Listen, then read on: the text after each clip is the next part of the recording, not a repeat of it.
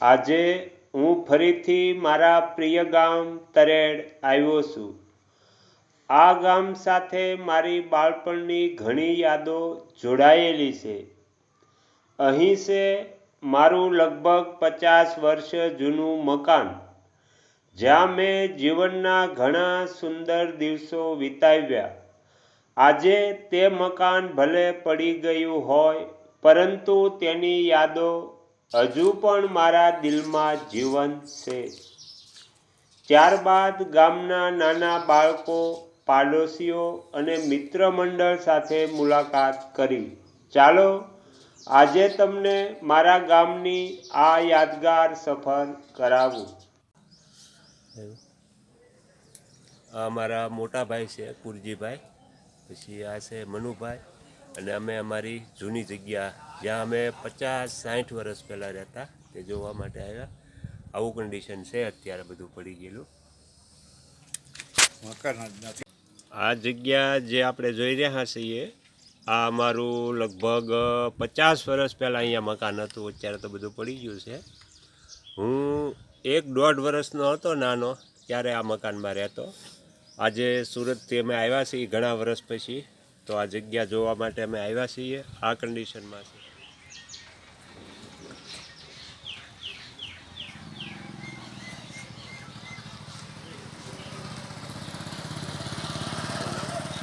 તારું નામ શું છે? નીરવ। તું કેટલામું ભણ? પહેલું। તારું નામ? દર્શન। તું કેટલામું ભણ? પહેલું। બોલ બોલ। પછી બધાને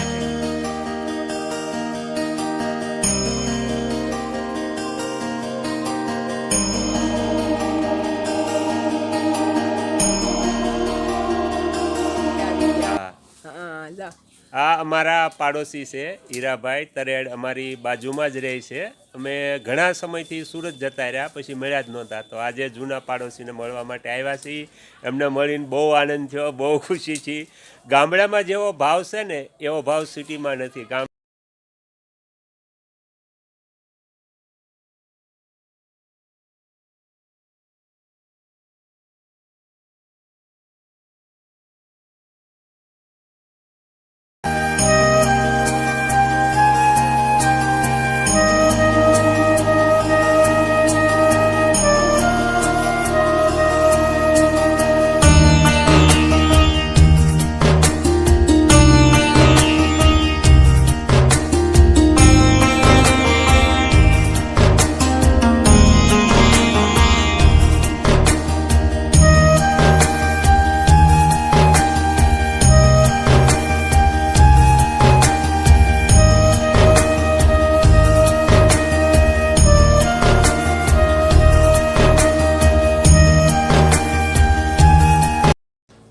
આ અમારા પાડોશી છે હીરાભાઈ, એમની ઘરે હું આજે આવ્યો છું એમને મળવા માટે, એમની મુલાકાત લીધી। ઘણા વર્ષથી અમે સુરત જતા રહ્યા, પછી મળ્યા જ નહોતા, તો આજે એમની મુલાકાત લીધી છે। આ એમનું ઘર છે, આ મારા ભાભી છે, અને આ ગાઢ છે, ગાડર।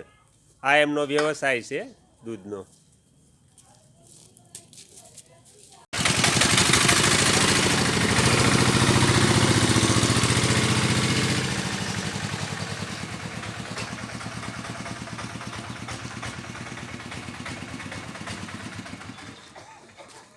તરેડ ગામમાં પ્લોટ વિસ્તારમાં અમારા ઘરની બાજુમાં જ તે આ અલંકાર સ્ટોલ બનેલો છે।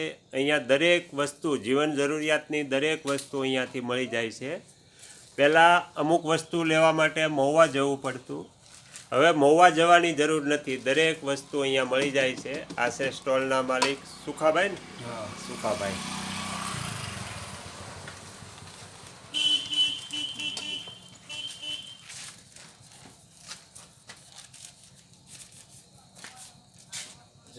આગળના વિડીયો જોવા માટે આ ચેનલને આ રીતે સબસ્ક્રાઈબ કરો, અને આવનારા વિડીયોનું નોટિફિકેશન મળી રહે તે માટે બેલ આઇકન પણ દબાવો।